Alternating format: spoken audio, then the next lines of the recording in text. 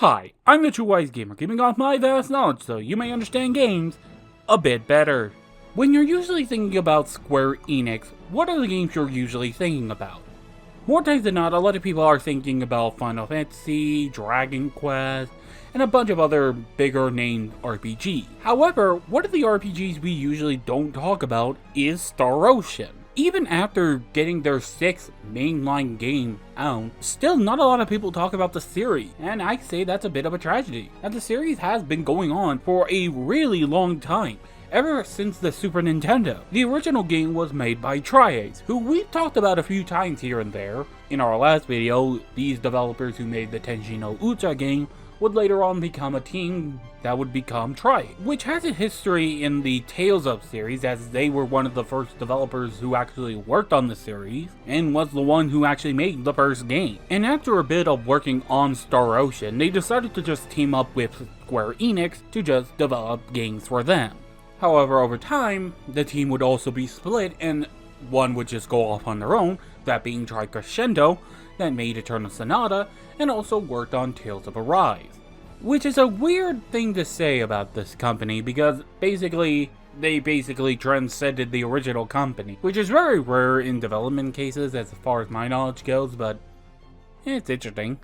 And now, let's actually talk about the game we're talking about. Star Ocean 4. Why am I covering this one? Well, for the simple purpose of, this was my first game in the Star Ocean series, so I thought, hey, why don't I just start with the game that I started with, and maybe see how the series kind of works together, because there are some things we need to mention. Like, for example, this game is a prequel to the original game, and basically the first game in the timeline of the series, because yes, they're all in the same timeline, which will cause problems, but we'll talk about that later. So I thought it would be interesting to see how the game would hold as a prequel, and see how it would set up other plot points, or maybe what it's going to do on its own, unrestricted by some parts of the timeline. So with that out of the way, let us begin the review for Star Ocean: The Last Hope. The game begins with a brief history of Earth. After World War III just happened, basically it caused a lot of problems. The war basically damaged Earth to such a degree that humanity needed to go underground just to survive.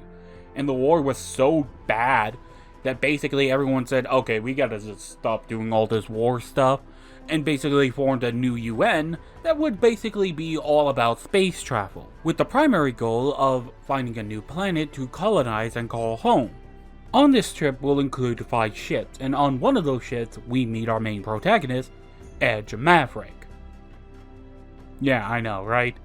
Anyway, and his friend, Raimi. And the journey seems to be a smooth sail from there to there.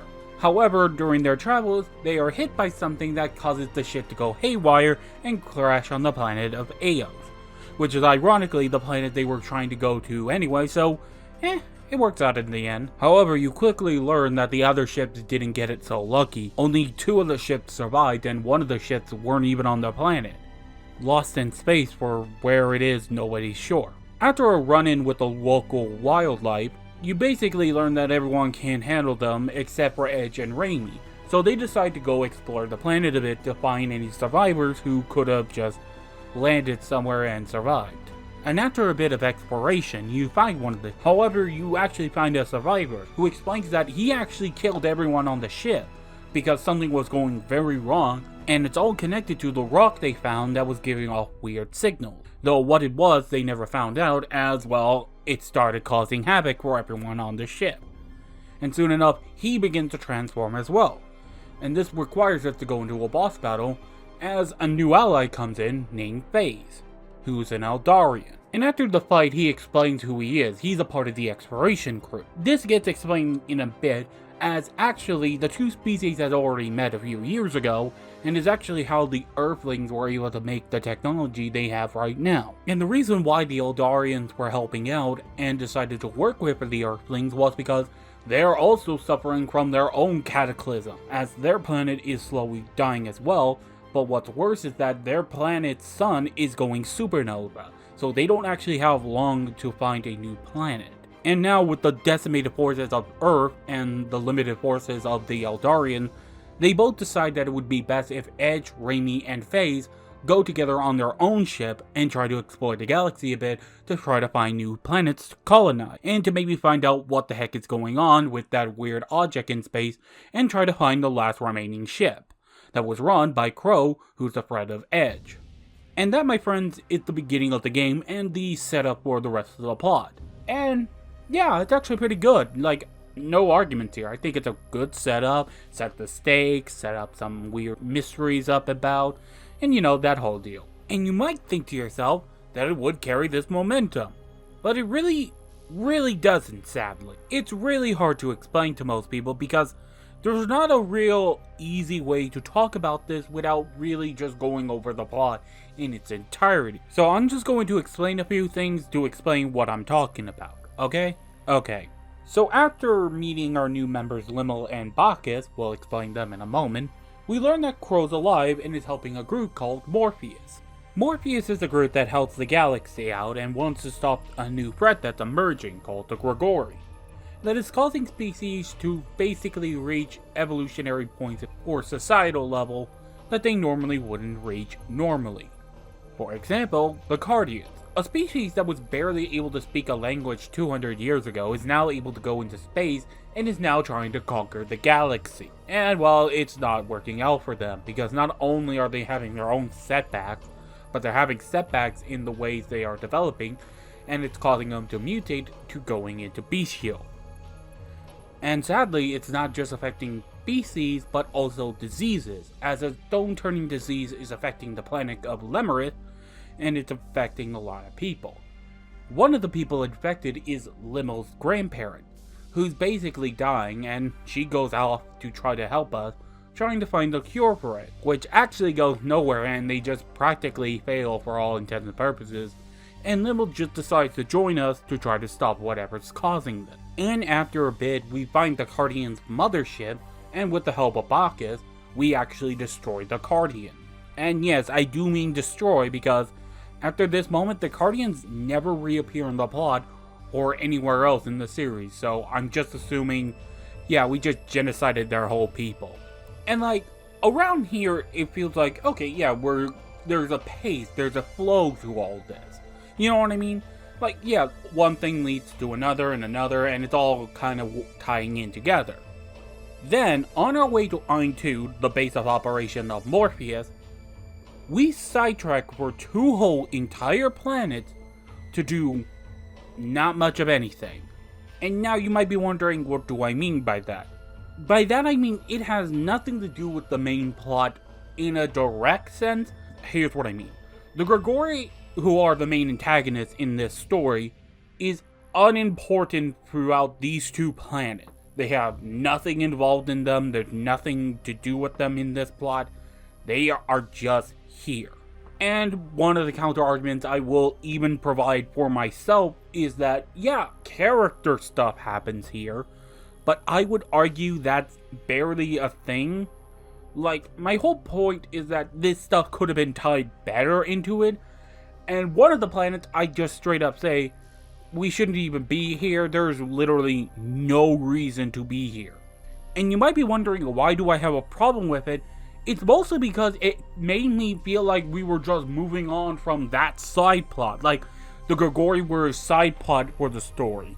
Like oh, here's this random thing that's happening over here. And not the main antagonist, because these guys stop being mentioned here for these 2 planets. Or I think the better way to explain my problem is a simple question. And it's really this. In this sci-fi story about crossing the galaxy, why are we trying to stop a demon resurrection that has nothing to do with what's going on in the galaxy?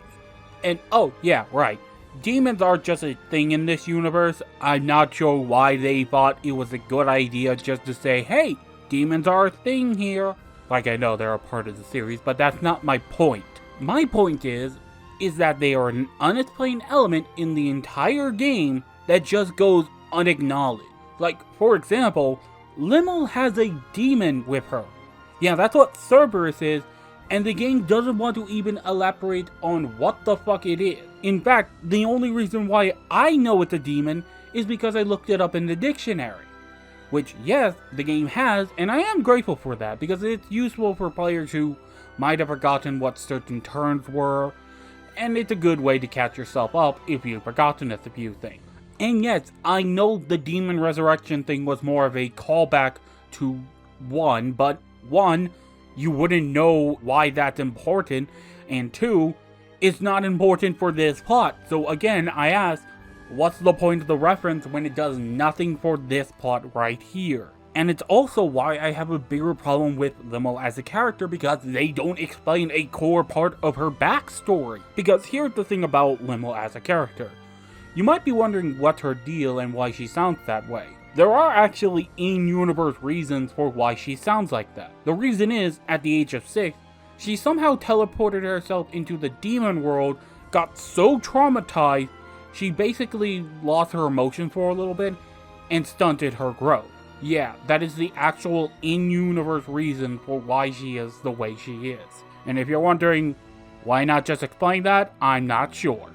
Though if I had to really speak about my bigger problems with these two areas, I think it's best to explain them through these two characters, Miracle and Sarah.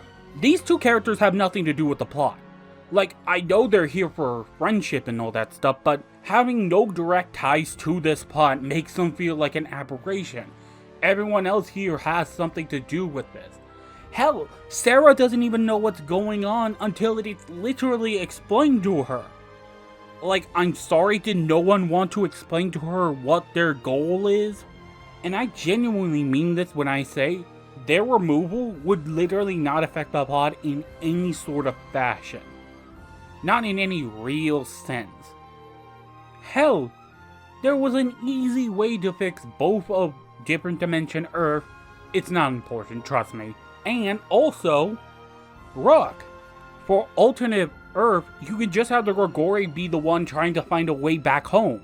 Trying to find a way and maybe trying to get the crystal so that it could make its own ship and get the heck out of here. But not realizing that its effect on this one woman is making her go mental and why she basically blows up the planet.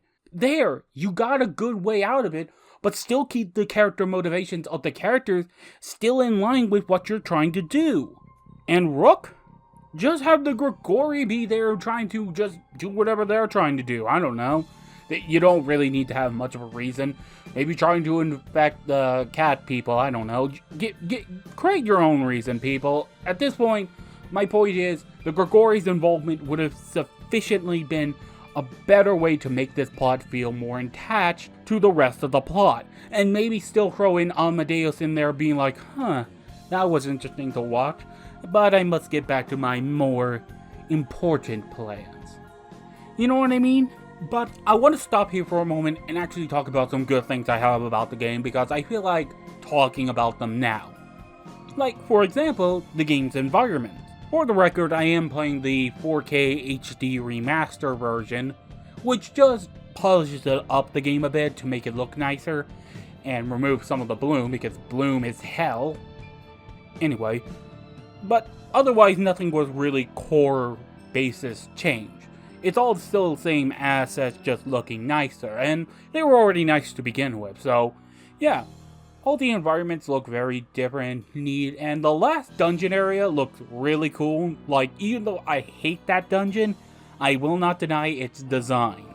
And the music is really, really good. As I mentioned in my last video, the music of this game was made by Motoi Sakuraba, which, might I just say something like, this is just a pure praise on them, but thank goodness they actually bothered to develop more songs as battle tracks. Like, each place gets its own unique battle track, which is really nice, as I find that a lot of times developers kind of just shrug on that, as though the player isn't going to get really, really tired of the battle track after a while. Like, come on, people. Come on. Seriously, I should just make a list of things to do and not do in an RPG. Like, straight up, have more battle track. And not boss tracks, battle track. But anyway, the music does overall fit whatever place it's going, and also just feels nice in general. It never feels static in the type of music it's making. You know what I mean? Because sometimes the soundtrack will usually stay with an instrument or two, or at least a key for the crew. You know what I mean? I don't know how else to explain this to someone, but you get the idea of what I'm saying, right? But with that being said, let's actually talk about the gameplay and some of my thoughts on it. This game is an action RPG, and I have talked about my bias against action RPGs, but let's actually go into it again, just so you know my bias. The reason I have a bias against them is mostly because of my own thoughts and feelings about them that are just basically action RPGs can kind of come down into two categories. The action or the RPG. Which side matters more? Because if it's an action game I'm just gonna ask, why are we bothering with all the RPG stuff? And if it's on the RPG side, why are we bothering with the action? Because sometimes the game can't do the balance well, like for example, Ni no Kuni and the White Witch. And this game seems to more heavily rely on the action part, but still have one of the weirder intricacies about RPGs, that being the stalling to calculate damage and a bunch of minor stuff that just gets on my nerves in action games, because the moment I see them, I'm like, good lord, you knew this was a problem, come on. What I'm referring to is the stiffness of it all. Like my Eternal Sonata review, that game's stiffness really harmed the gameplay because once you're locked into an animation, you're stuck to it until you finish it, which causes a lot of problems where you're basically stuck into an attack while you're getting damage, or a bunch of other stuff where you might have not even hit anything. Also, to side note for a moment, because I really didn't have anywhere else to put this and I'm just deciding to putting it here, what is with this game deciding on what you're actually doing? For example, some characters will decide to uppercut an opponent for some reason. There's no rhyme or reason to it, they just decide to do it. What's up with that? And Raimi has a weird thing where she can fire multiple arrows in a row, or sometimes just fire one? What's up with that? Can actually somebody explain that to me?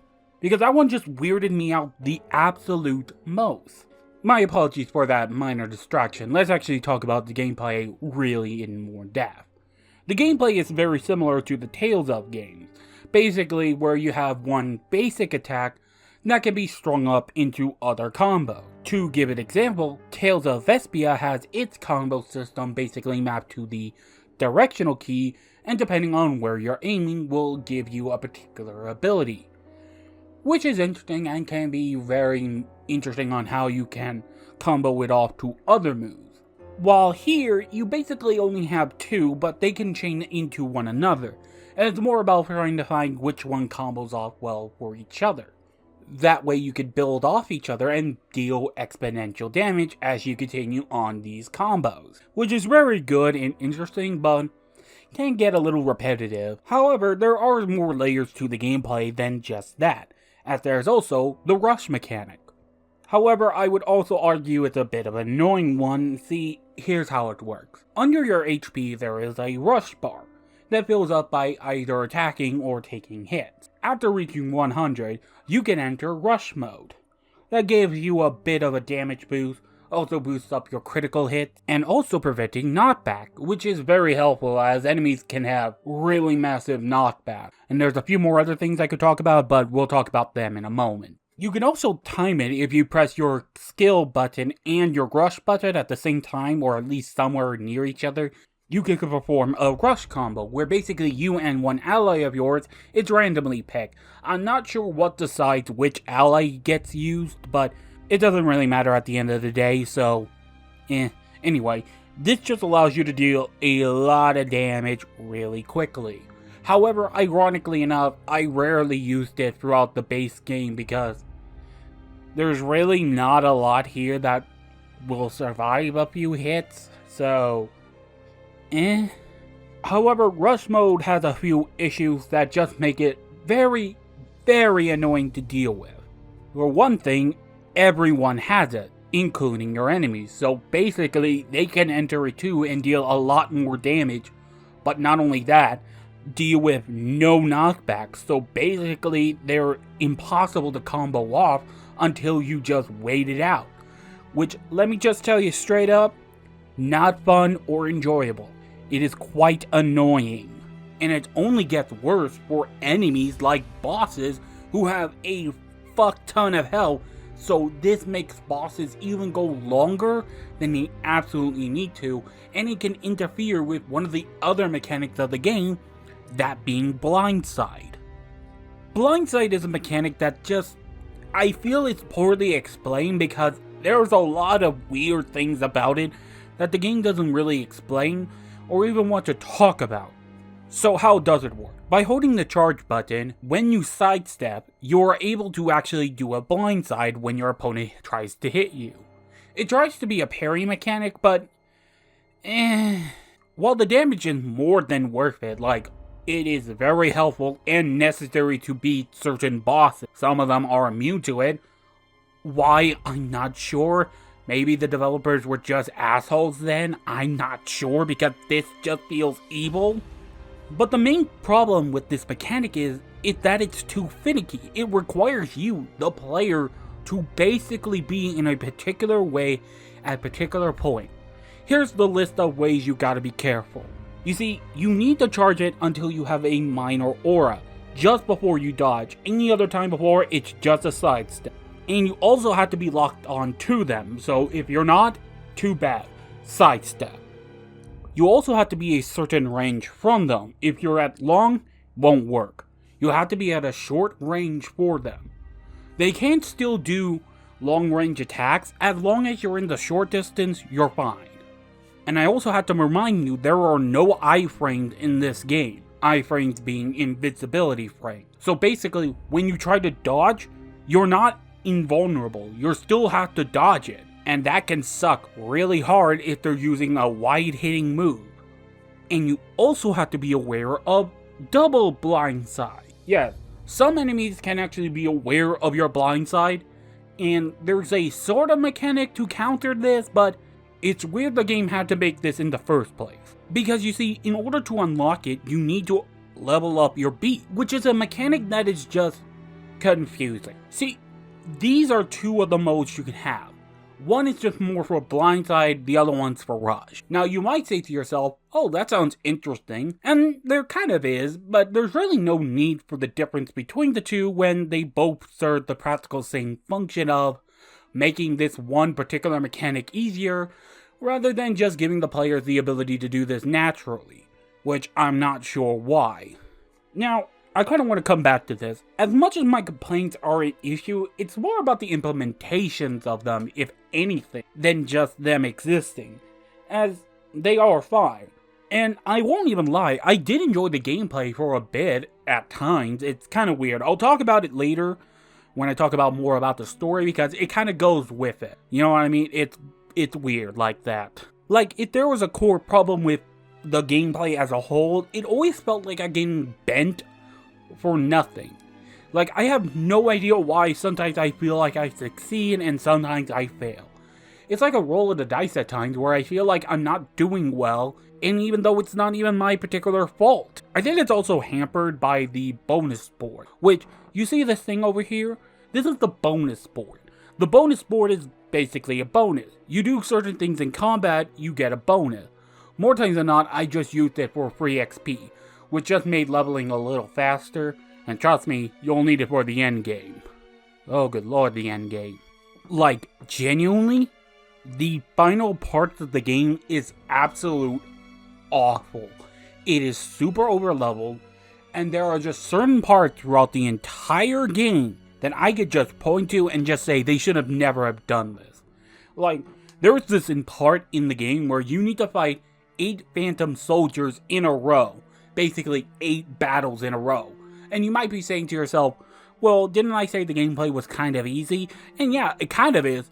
It's just that these jackasses get a buff that just makes them way stronger. And literally the only way I was able to beat them was with a magic, which was the literal only way I was able to deal damage to these guys, like at all. And don't get me started on the final boss, because it is just absolute garbage. Like, when I say it is bad, I genuinely do not understand what the hell the developers were thinking. This boss is so antithetical to the rest of the game design, I'm genuinely confused. Like, I genuinely thought there was something wrong. And no, it's not just because I was underleveled and under-equipped. It's a little complicated, I'll talk about it now. Yeah, you see, throughout the entire game, I kind of been under-leveled or skirting it a bit. Like, the final boss was where I felt like I actually had to go out of my way to grind. Every other point throughout the game, I was nominally okay. Not doing great, but I could be doing better, you know what I mean? Though I also think it's just because of how I was dealing with equipment and how much I just didn't bother with the crafting system. The crafting system is something I rarely got involved in. Like, I did it a few times, but otherwise it was something I just did because I could, not because I wanted to. Because you see, to actually craft stuff, there are multiple things you need to do. Before you can even begin to actually make something, you have to bring it up and brainstorm. Basically, multiple characters have to come together and agree to an idea that can be craftable. And mind you, you might not be able to craft them right now, and you'll have to wait way later just to be able to do so. Or maybe have to raise up their skills a bit, I'll bring that up in a moment, just to be able to do that. And not only that, have the right materials for whatever you're making, even though the idea of you being able to make them is far off, because the materials are just not available yet. So more times than not, I barely ever regarded it. And this is where my other problem comes with it. It's not even that useful for the most part, because more times than not, you'll either find some good gear in the wild or in a shop. Because that's kind of usually my whole problem with crafting systems as a whole. If you can ignore it, there's a problem. In fact, arguably speaking, I could have ignored it throughout the entire game and not really feel its effect on me throughout it all.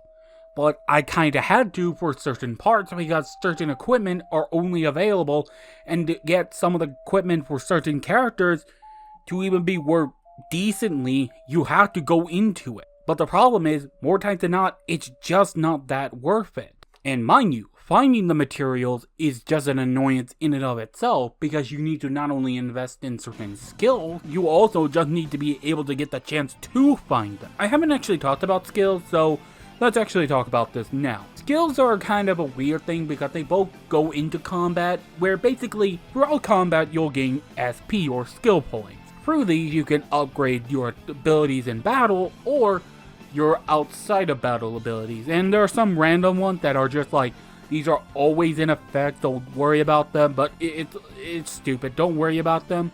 You should still use them. It's actually the only way you'll be able to do chain combos, which is the one where it allows you to use skills at one after another. Which I'm not sure why the game doesn't just give you this over time or just unlock it automatically. But whatever. And really, it's not one of those things I really put much thought into. It's just one of those things I did because why not? Like, I feel like a lot of this game's mechanics can be like, well, that's interesting, and that's kind of like my whole problem with the gameplay as a whole. It feels like, oh, that's nice, I'm never going to do it, like side quests. Yeah, this game has side quests, and it's weird how they function, or at least a few of them. In this game, the game doesn't really help you track side quests, or at least tell you what you need to do. Sometimes it will just forget to tell you what you need to do. And sometimes I was just speeding through thinking like, oh, I know it. And sometimes I just got lucky because I already did the thing, or at least was able to do the thing just by glancing at what I was supposed to do. But it never felt like I understood what was going on, nor did I think any of the quests were really worth any value of time on my hand. Really, the only reason why I even mentioned side quests is because of the weird oddity to them. You see, side quests can sometimes unlock other features like the arena or the rabbit racing. Yeah, they have this in the game and I didn't bother with it one bit. The arena I did for a while because I thought it would be a good way to grind out some levels. It was really ineffective. But the fact that this was hidden away through just a side quest just felt off to me. Like, a lot of this stuff feels like it should have just been given to the player automatically. I don't know, it just made me feel off and I just wanted to mention it because where else am I going to mention it? And really that was my thoughts on the gameplay. I'll talk about something else later on, but that is my overall thoughts on the gameplay. For everything I liked, I also knew I didn't like it. but I never felt truly negative about the game as a whole.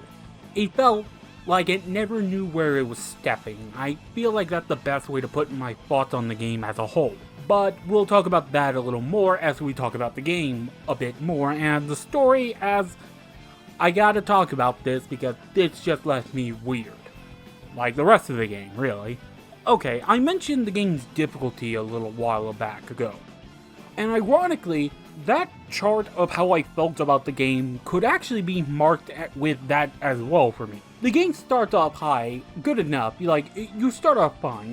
You're fine, you could do better, but you're still enjoying yourself. It then kind of goes up a bit with a little more of what's happening during the kind of like, oh yeah, we're going off to other planets now. Cool. Then when you arrive to that new planet, it kind of goes like, okay, more of the same, okay, cool.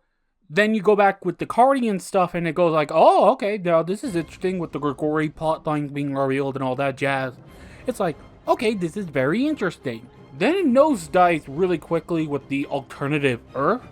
Like, there's nothing wrong with it again. Like, I want to repeat, this and the next one aren't bad in and of themselves. It's again my annoyance of them not mattering. But even then, Anyway, it felt me like, what am I doing here, man? It felt like a very much a distraction. And everything here felt like that as well. Then we go to Rook, and then my opinion of the game goes really, really sour. Like, I am just done. I felt like I could quit the game here and be done. But then I trudged through a bit, and then ironically after that, it goes skyrocketing back to where I was before those two planets. And I was like, oh, okay, it's actually better now, and I was actually engaged because you know what? The plot is actually starting to do something, and we're actually moving forward. And then we just suddenly go roller coaster, where my opinion kind of just goes up and down every time.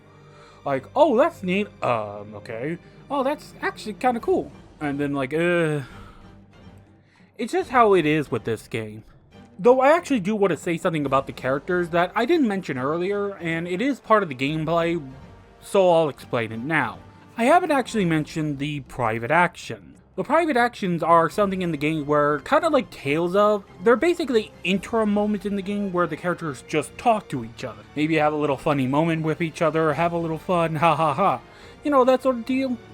I actually like these. I like when games do this a lot of times, especially RPGs, because it allows the audience to have more connection to the characters while not getting in the way of the actual main story, allowing them to have maybe little side bits about themselves that doesn't distract from the overarching story. Though I say that, I do have a few problems. This is more of a minor complaint about two characters because I feel as though they could have done more with them. That being Bacchus and Amara. These two characters barely get anything to do in the plot. Bacchus is just more of the smart guy and Amara just the cool, edgy guy. The problem is, both of them don't get really much any development in the plot. Or at least you don't learn anything about them throughout the plot. Like, Bacchus' whole backstory is that he became more of a machine and he's slowly feeling like he's losing his humanity. And Almirad, he's just some edgy guy. Literally, I could say that both of the characters are fine in this story. Like, they're not praiseworthy, they're interesting, but not that interesting in and of themselves. You know what I mean? They're performed well, their roles are fine, I didn't have a problem with them, nothing just gravitated towards me, you know what I mean? It just happened. Except Amrod, he's just here. It feels like they just wanted this character to be in the party, but really didn't know what to do with him. I thought the story would have gone more into the idea that he's a survivor. He has survived so many battles that it's very weird and tragic for him to keep on living. And maybe trying to find his death rather than finding more life. Maybe trying to deal with that, but no. He's just there. And I'm just wondering why bother. I sadly don't have much else to talk about unless I missed something, and if I missed something, comment below. And maybe if you liked the video, subscribe, whatever, I don't care. I prefer if you did it willingly. I know these shadows are a little annoying, but sometimes saying them does get something to happen. So let's actually go through the story now and kind of finishing up what I really want to talk about, because this is the real only big thing I really want to talk about. So let's actually back up a bit and explain what's going on a little more.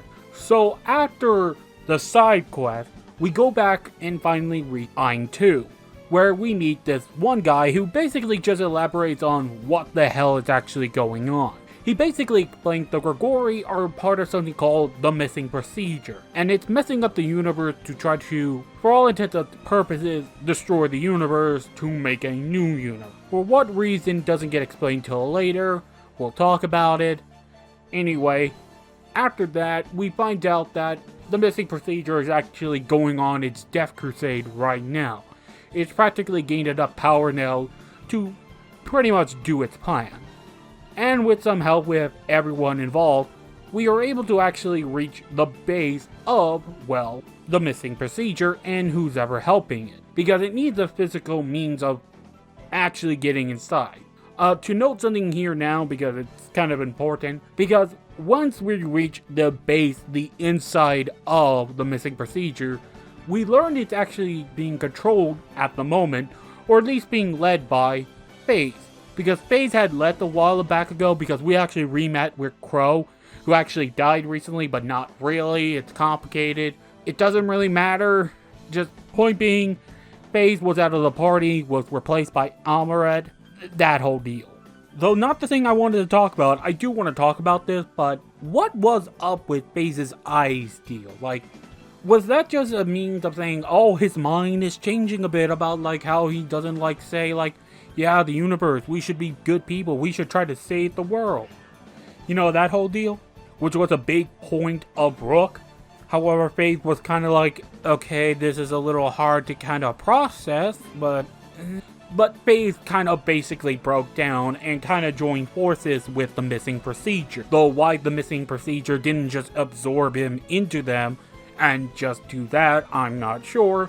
My thought was always that the missing procedure kind of found a kindred spirit, basically one who understood what it particularly wanted, and thus decided to let him do whatever he wanted, just so that it would be easier, you know, like have a means of more accessible control, you know what I mean? That's my best guess. Anyway, after defeating him and knocking him back to his senses, basically it collapses and all that jazz, world saved. But this is where I actually want to talk about my bigger problem with the game, and that being the ending, and how much I actually don't like it. And this part of the review is more about me talking about my complaints about the games at a thematical level, because I feel like this is where the game fumbles really hard, and I get why the game's doing this, mostly for continuity's sakes, because, okay, here's the thing, none of this matters. Like, none of this can actually affect the timeline of the other game. Basically, this game exists in a void. It kind of exists like Yakuza 0, except not as good. Basically, it exists and it's fine, but nobody's really going to reference it outside of a handful of references. And nothing that will actually matter to the plot directly, you know what I mean? Thus, it kind of feels like the journey you are on right now kind of feels needless, because does it matter? I mean, it matters to the characters, but you'll understand why I'm saying this, because let's actually talk about it. So anyway, this is where the leaders of the Human, the Eldarians, and Morpheus kind of come together and maybe decide to say, hey, maybe we should start our own alliance, our own federation, maybe try to actually, you know, try to make the world a better place. And like, we're all like, yeah, that sounds like a good idea. And then he mentioned the other planets that haven't even developed space travel. And they're just like, whoa, man, that's a little too much. Which, in his fairness, I get. Basically, he feels like they would be like the Guardians. Basically trying to say, hey, be with us or be eradicated. And sure, they can say good intentions, but that doesn't always work. It's however what he says after it is what gets on my nerves. He then talks about natural evolution. Okay, this is something the game has been going on about, and talking about the natural evolution of a species. Basically saying, we are interfering with the root of evolution for these people. Basically, we're introducing these things to them that they are just not prepared for. And I'm like, okay, I get the idea, but not all of it, because there's a few problems with this idea in general because, well, it then goes even further. Because he then says, no, this federation shouldn't even be happening, which is like sharing the technology and stuff, and like, what? Are you insane? Because here's the problem with this. Remember, Earth didn't have the technology to reach any of the other planets. It barely even had the technology to reach space. The Eldarians actually gave them the technology to actually go into space. So literally, cross-contamination of species is literally the reason why the plot even happened, and not just the eugenics part, but I'm not going to reference that because it's fucking eugenics. Literally the only reason why certain characters are here is because they're special Nepo babies, and I'm not even mentioning the Eldarian one, but it's just like one of those weird things that just goes unmentioned, or even examined, like, yeah, we genetically altered you to be like these superhumans, or super beings. It's just weird. But like, that's not my primary concern.